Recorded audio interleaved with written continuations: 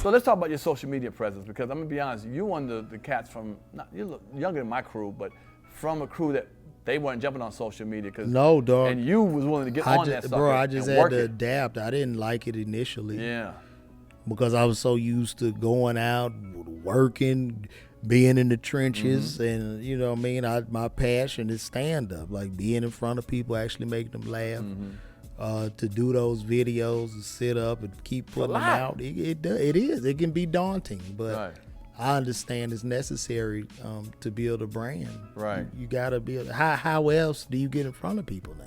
Yeah. You gotta realize when we wake up and open our eyes, you got 2 eyeballs, and you got about 7,000 platforms competing for your 2 eyeballs, and that's for every person that's walking. So, you know, if it's there for you to build your own platform, why not? You know what I'm saying? You don't have to necessarily wait on the television show or the movies or any of that. You just go. Just like Comedy Hype. You know, Jonathan built it up. You know what I'm saying? No, he didn't wait. He didn't wait for nobody. He just do it. But it's just so much effort. I'm not knocking. I get it, because I'm on social media, but I get it. It's so much effort, and people like say over 40 ain't that move. Comedians just don't feel like that kind of hustle. So you got that young gene in you, man, that, you know. I mean, I just feel it's necessary. You either gonna do it or you die. Or you don't enjoy it? It's cool. I mean, I don't think it's like necessarily. I'm like, oh, I can't wait to drop this video talking about a duck. Like, you know what I mean? I just know it's necessary. If I'm trying to sell tickets to my shows, how else I sell a ticket? Yeah, but it's funny too, because I went on your social media looking for some pictures, and all I saw was videos, man. What you crank out? How many videos you crank out? Shit, depends. Some days 20, some days 15. 20? Yeah. You be on the road a lot. That's what it is. It depends. I mean, I ain't done none in the past week or so. But it just depends, bro. It just depends. Right. I mean, it has no barrier. You could do 2,000 videos in a day if you so prefer to. Right. You know what I mean? Has it affected your attendance? Yes, it has increased my sales. My sales have increased because they come out, they tell me the videos, they tell me to call them. You know, I do the call me. Yeah, I saw that. Shout out to everybody, call me. You know what I'm saying? So I do that, and they come out. They show love, bro. Yeah. But social media is a great thing, but it can also be not a good thing, I think. You know, people have gone to the point of being teased. People talk crazy in the comments. How do you handle people calling you names in the comments and so forth? You know, I've been on so long, I got a turtle shit. I block people too. I block you so your block quick. game real. Woo! I love to block, because blocking to me is almost like you just able to make a person disappear. It's almost like killing somebody, but they alive. You know what I'm saying? So I just get a real kick out of somebody saying something crazy. I do a big smile, and bam! And I just think about being on the other side of that screen when they see my thing is blank and how they feel. Like, I just keep it moving. Because you can't, I tell you, even for any creator, it's detrimental to even get into it with those people, because they're going to flag your account. Like, you say something crazy back to the people, you're getting flagged. So what I'm going to do is hit the block. I wish I could block people in real life. Hell no. I wish I could block. I wish when I met people I don't like, I could just hit a button and they just boof. I like, you know, you hit a block button and you just disappear from the person. And you go. Okay, I'm gonna wrap up with a couple of things. One is, me and you think alike a lot alike. We talk on the phone and some stuff, and it's not always popular, like we said earlier, with the black folks. No. I've seen some. What is it? I'm gonna name a couple of things. What is this insatiable appetite with Lil Boosie and us? No matter what he says or does, he gonna win.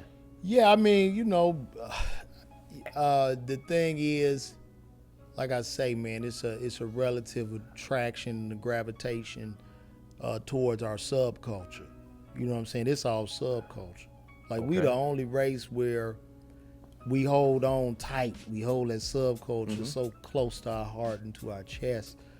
And I think that subculture is very, very detrimental for us as a people at this point. So, you know, I believe it's like coming from the inside, and I stand on that shit. Like, that's what it is. I grew up in that shit. I know the mentality. Like, it's not, you're not gonna win. You're not gonna win that game, bro. Right.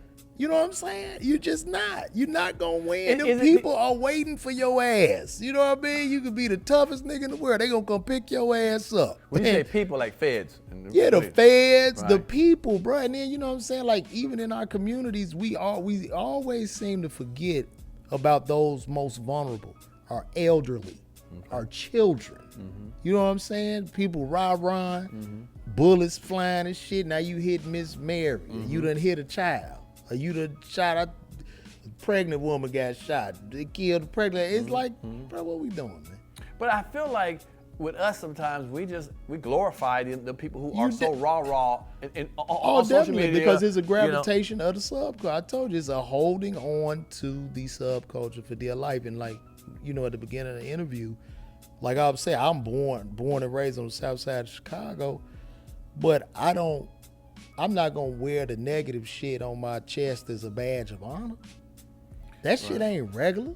You know what I'm saying? Just people kill it. Like, it's not regular. That ain't cool. But I think always people love the gangster, the one that goes against social norms and so forth. They cheer. They did that with white people too, like Al Capone, all that kind of, Gotti and anything negative, like, yeah. But I think ours has been so profitable and it's been sold back to us. Our traumas, pains, is sold back. So they'll, display all this shit, the gangsters, the whores, all of that. And then it's sold back to us. We just buy it back. And it's a perpetual cycle. And a lot of times we applauding that as elderly people. The young kids see it. They want to be up too. So it's the perpetual cycle. And until we be like, yo, this shit whack, like it's corny, it's lame, right, then we move on. Right, because the example I give is like back in the day, right?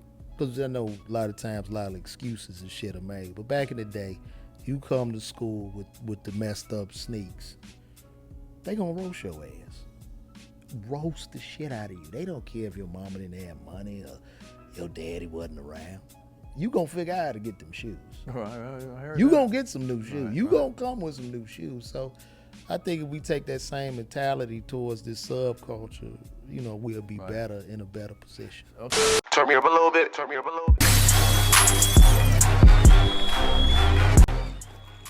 If you like that clip, hit the subscribe button or the notification bell. In fact, why don't you hit both of them?